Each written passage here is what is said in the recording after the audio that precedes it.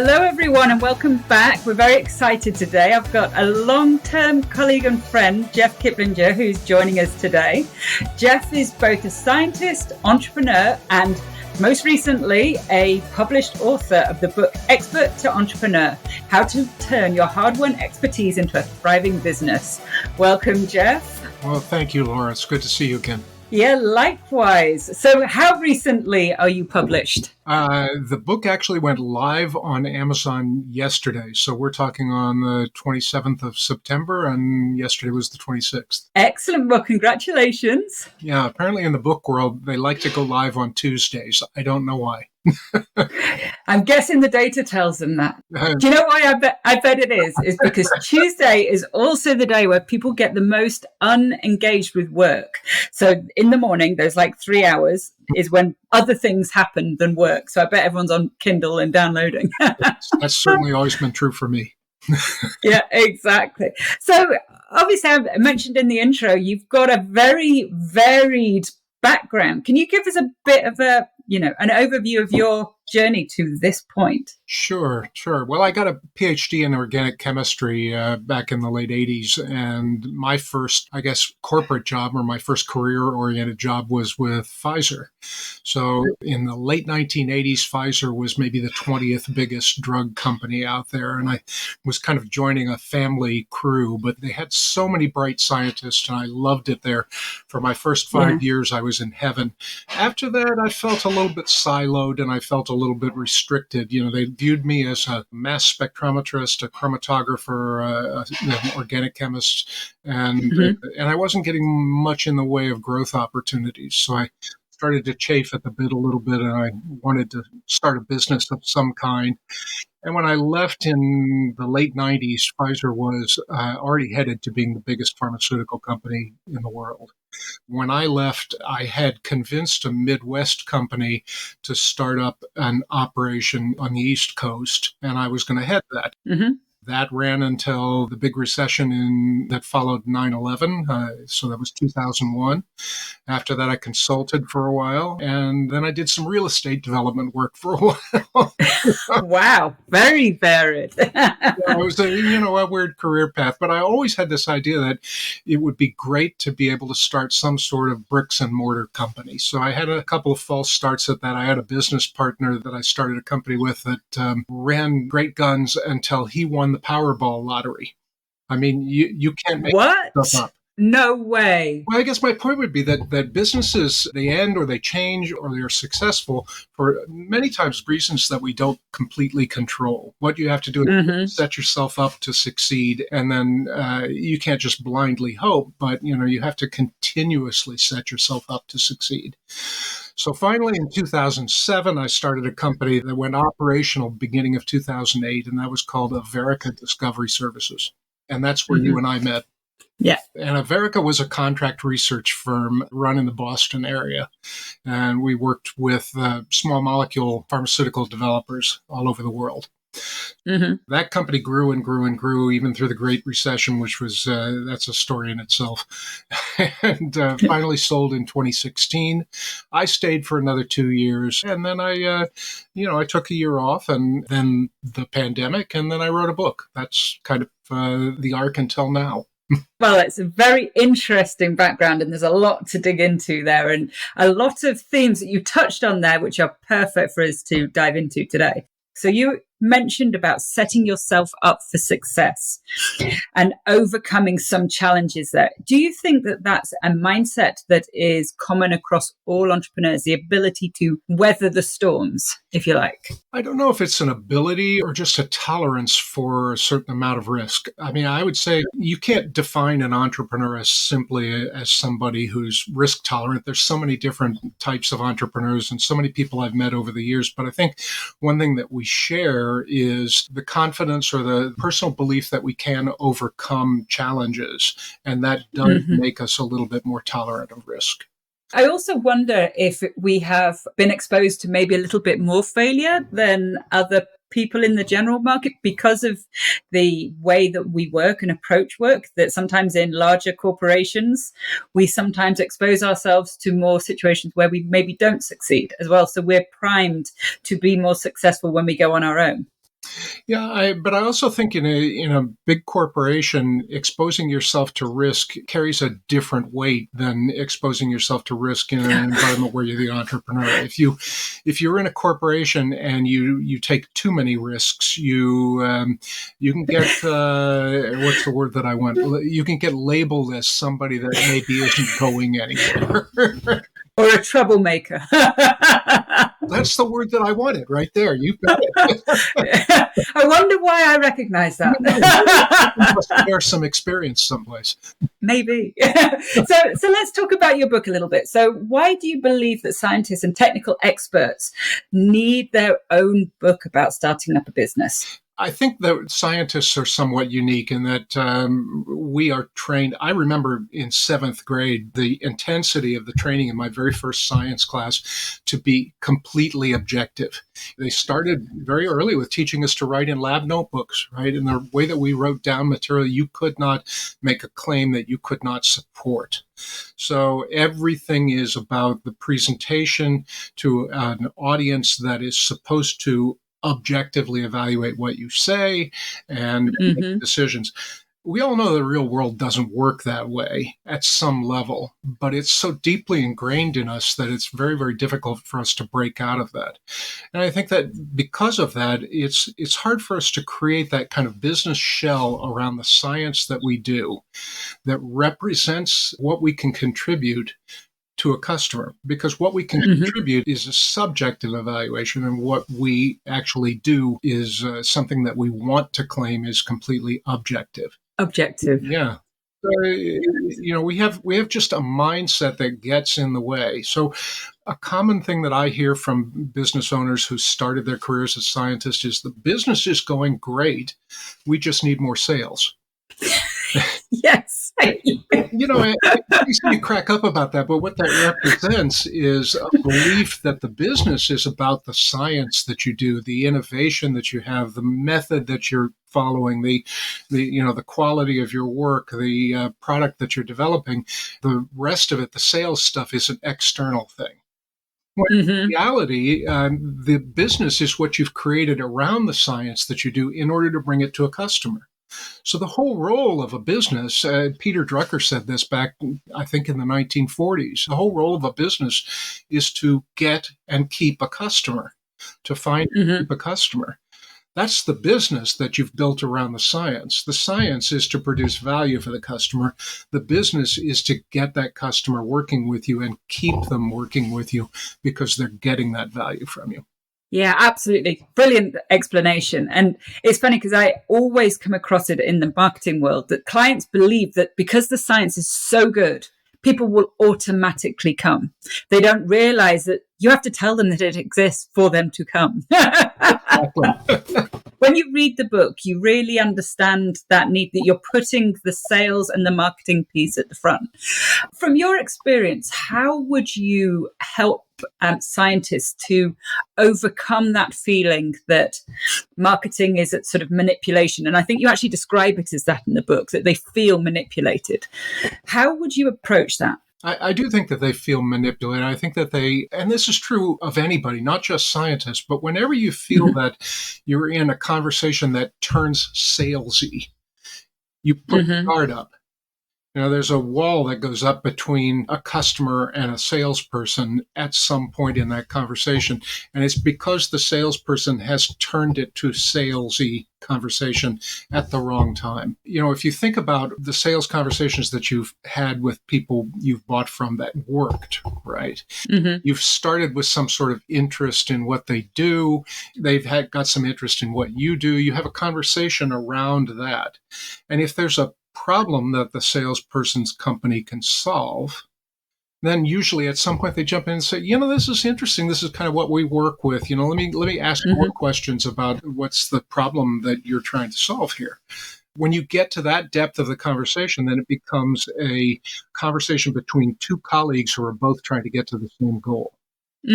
Now, there's a recognition in there someplace along the line that the salesperson is trying to do business with you. And if they jump into that conversation of, here's how we might do business together at the right time, then it moves forward.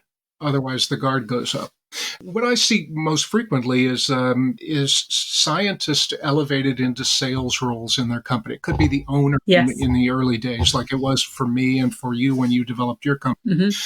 Scientists jump into that sales role and they think, okay, now I've presented the capabilities of my company. Now I have to ask if this person will buy from me. So you have Hmm. a conversation all about you, and then you jump into sales, and they've got their guard up immediately. Right? Where was the discussion of what problem are they trying to solve? And how big Hmm. a problem is that? And how soon does it need to be fixed to avoid having a negative impact? And how big Hmm. is that negative impact? And how big would the positive impact be of solving the problem? Now, we're talking about this mainly about sales. Mhm. Now, in your book, you very rightly make a very clear, distinct point that sales and marketing are not distinct. You describe in the book, marketing is the foundation of the sales process, and the two things cannot be separated. So we're discussing here the way the market can sometimes turn off with sales. So how do marketers use this in a marketing program to their advantage? Yeah, I feel like I'm on shaky ground here talking to a professional in this field. Oh no, we want to hear from you as a scientist and entrepreneur. What works for you? Because this is what we want to hear. What I needed to understand at the beginning of founding my last company was that marketing is more than just increasing your visibility. That's part of it, right? But what you want to do is Hmm. increase your visibility, help the customer understand what you do, and then sort of stay in front of them until there is a reason to enter into a sales conversation.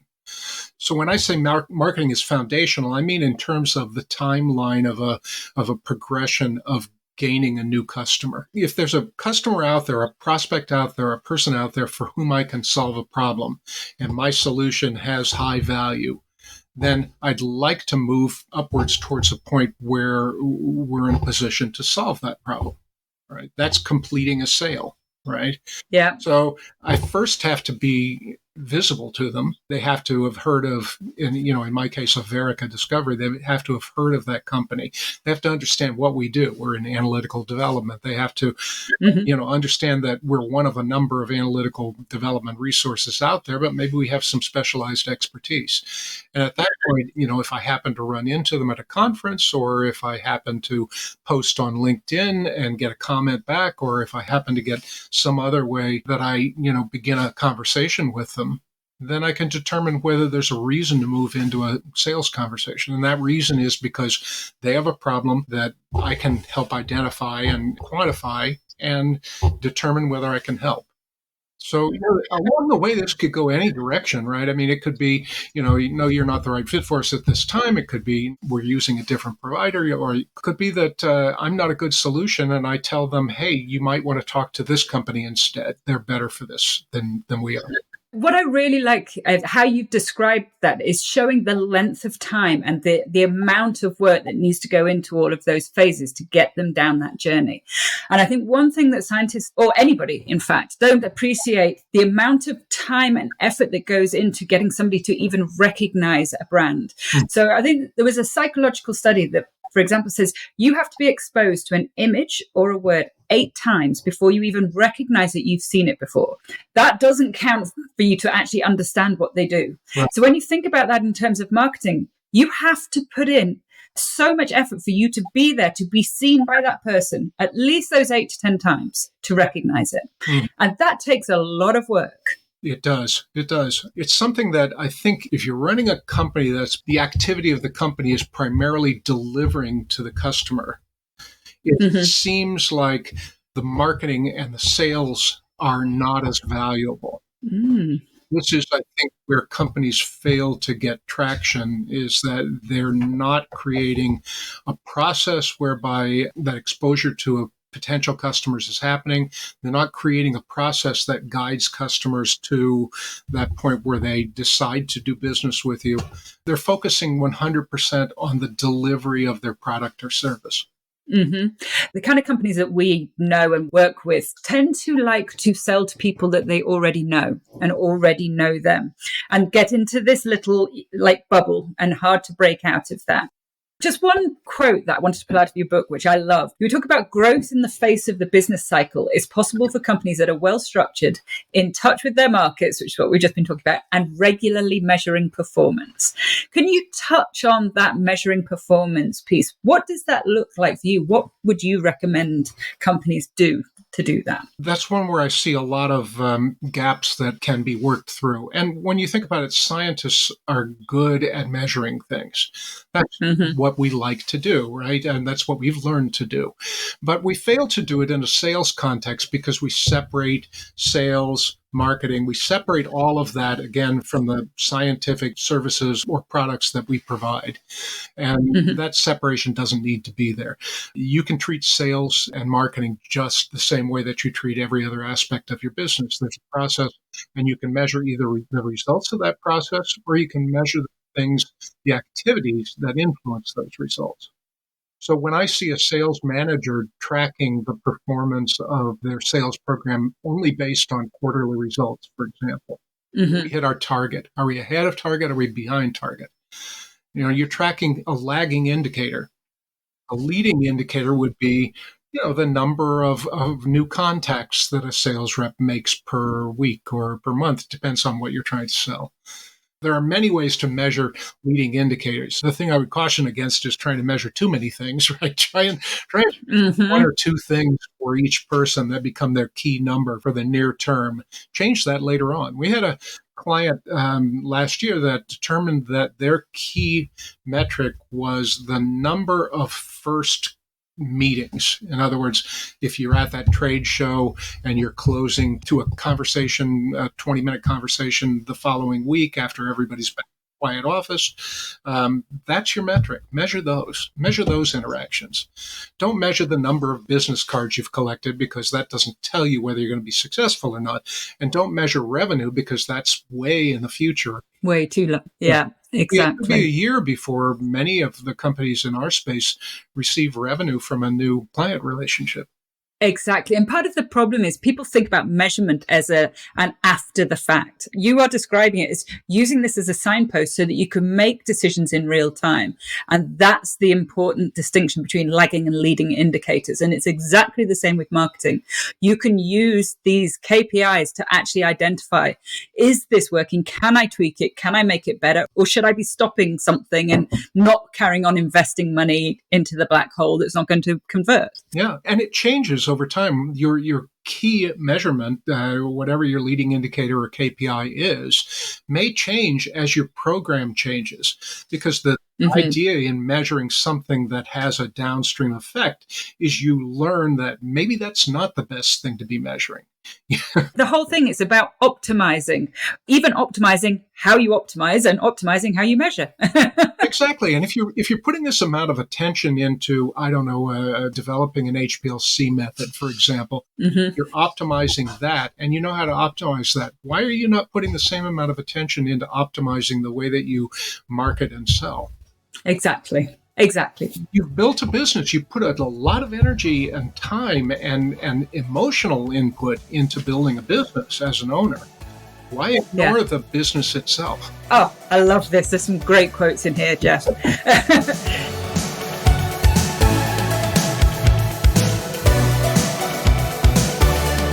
So in the book, you discuss a lot about failure, and we touched on this at the beginning. And one of the themes of this podcast is exactly this: how to learn from previous successes and failures. So I'd like to ask you what your biggest commercial failure is and how you learned from that. There are so many, I cannot even begin. What part of my career could we focus on here?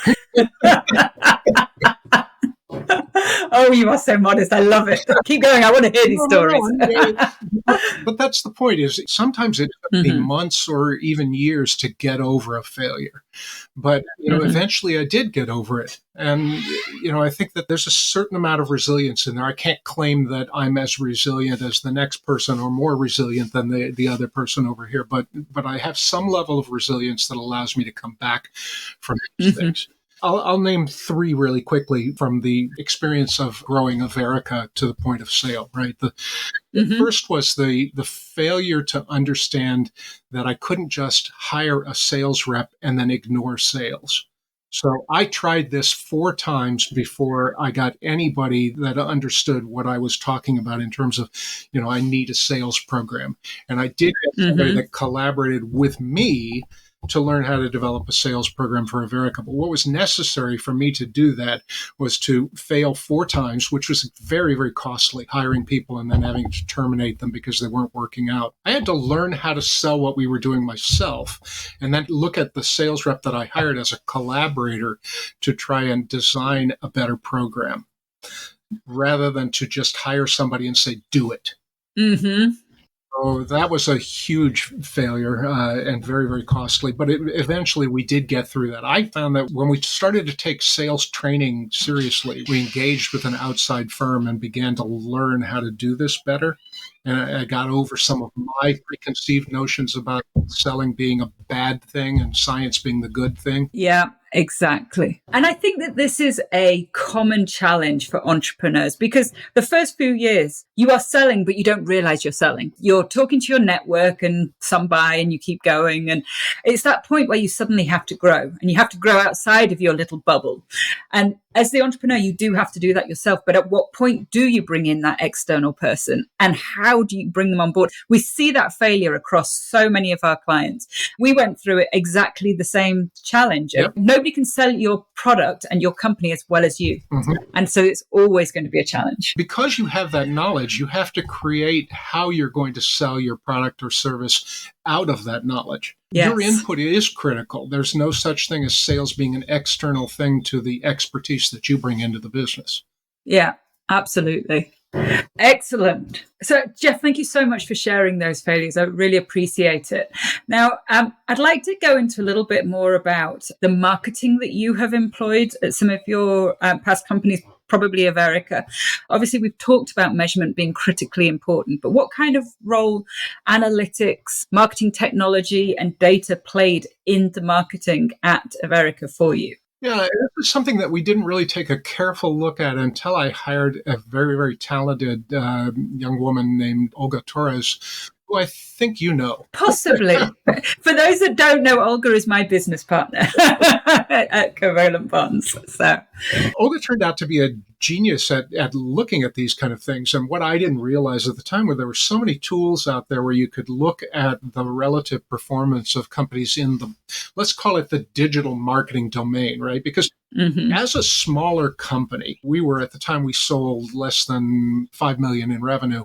So as a smaller company, we were not investing in some of the traditional, more expensive routes of print advertising or having perfectly designed studio videos produced for us and stuff like that. That would have been too expensive for us. But what we were interested in was improving our visibility within, let's call it the whole digital domain. So that's social, that's pay-per-click, that's SEO, that's all of those other things that have become buzzwords. I think at the time that we started to look at these, maybe 2012 era, they were relatively new and poorly understood. And we made a couple of mistakes in engaging marketing contractors that didn't really know what they were doing. It was only when Olga joined us and started to take a look at, this is the way that Google looks at our company. This is the way that Google should be looking at our company. These are the tools that I can buy for, very low subscription rates that will help us understand that, and so forth. And so we started to see ourselves tick up in terms of the visibility, in native search, for example, just on Google. Yeah. We got surprised too. I had a sort of a passion project where I sponsored a women's cycling team that, basically Averica all over their racing jerseys and so forth. And they were extremely good about sharing sponsor name and pictures and so forth on social media, particularly Instagram and their own blogs and things like this. And that brought so many instances of the company name, or other people's names into the floating digital realm, whatever it is. And I know I'm not using the same words you would here, Laura, but no, this is exactly the language we should be using. There were so many instances of Averica out there that we automatically elevated into the top couple on native search. And the fact that it was a cycling team had nothing to do with the science that we did. Mm-hmm. So that was a revelation to me that, there are lots of ways that your name can appear. And we've always focused on the number of times that it appears in front of a potential customer. But it's more than that. Google becomes the potential customer. Exactly. And there's two really important points that you made there. And that first one, you have to think about Google as a potential customer, because that is the voice that gets people out. Now, a lot of companies that we talk to say, but scientists aren't going to go and Google to find our services. You'd be surprised what people actually Google. And that data is out there. You can actually find out what they search. And this is exactly the point that I know that you guys at Averica, led by Olga, did, was to find what is it people are looking for and then give them the answer from Averica's perspective. What a great place to start to wrap up our conversation today. We're going to need to tell you that there's more to the book than just sales and marketing, but Oh no, absolutely. You've got a couple of seconds. Why should somebody download the book on Kindle? I would say that the book is basically about this idea we talked about a little bit ago, that when you build a company around some expertise that you have, some innovation that you've made, some better way you have of doing something or making something, or a new product that you're trying to develop, whatever it is, when you build a company around that, you are trying to engage with people outside yourself. You're trying to turn this into a business. And the business can have value in and of itself, right? So, you're valuable as an expert. You've proven that by designing something that's better than other people can provide. And that expertise will exist whether you build a company or not. But if you build a company, the company can add value to that, to the point where the company becomes valuable in and of itself, beyond you. So that's what this whole book is about. And it starts with starting out, and there's a large middle of the book on growing the company. And then finally on what do you do when you've succeeded in getting there and you realize that, you might want to move on and do something else, or you might want to retire, or you might want to rest on your laurels a little bit and enjoy the fruits of your success. How do you capitalize on that? So it's about building the company into something beyond your own expertise. Well, I can tell you, I've read it. It's a great book, so definitely download it. So the final part of our interview is the chain, where we ask you a question that was posed by our previous interviewee. And our previous question was asked by Eric Taboul at Hariba Scientific, and he wants to know, today we're in the world of AI and it's making a bigger impact on the day-to-day than I think most people could ever imagine. How do you think AI will disrupt data-driven marketing, and how do you think it will close the gap between what we call descriptive analytics and prescriptive analytics? Oh, thank you for asking me a question that I can't possibly answer with my... you almost might ask, and I think this is true of anybody, you almost might ask, how do you feel about AI? I think that's exactly the question. Yeah, it's a mixed feeling kind of thing, isn't it? I think that we're going to see change that we can't always predict. I think that the rapidity with which data can be correlated is going to be astounding to many of them. I think that that's balanced against the risk that people that use AI will be able to respond much more quickly than people that don't. And that's probably got some people worried. There's also the constantly hyped risks that AI will be used as a tool to lie to people, or to misrepresent, or to falsify, to be fraudulent, to whatever words you choose. And we hear about this all the time in the political arena, but it's a risk with respect to marketing as well. I think there's going to be great things, and I think there's going to be scary things at the same time. And that is the vaguest possible answer that you could get to that question. No, I think it's a great answer. You make some very interesting points there. And one of them is also that the fraudulency that you describe can be both intentional and unintentional. And I'll give an example. So I use AI quite a lot in our business. And the other week I asked it to generate a load of references and provide study data. And it gave very, very credible data, including a mass spec, a journal that I know and respect, and the reference, not one of them was accurate. So you click on the link, not one of the links exist, or they've referenced a paper but don't have any actual data in it. So that's a really important thing to take this, that yes, it looks good, but if you don't bring your personal knowledge to it, you're going to get in trouble. And that's one of the things to know, that certainly at this point, it can never replace your experience and expertise. Mm-hmm. It can shortcut, it can help you, but it will not replace. You need to have your knowledge in there. And I think it's also important to point out that it's not AI that is necessarily going to be the source of all fraud either. I mean, there have been some fantastic papers published. Gosh, I wish I could remember the lead woman scientist. I think she's a genius. I saw her present on this. But she basically was looking at images presented in scientific papers, in peer-reviewed scientific papers in journals. Yeah. And they are usually images of gels, for example, right? So you're seeing the bands and so forth. And the manipulation in simple tools like Photoshop of those gels is actually much more common than we would like to believe.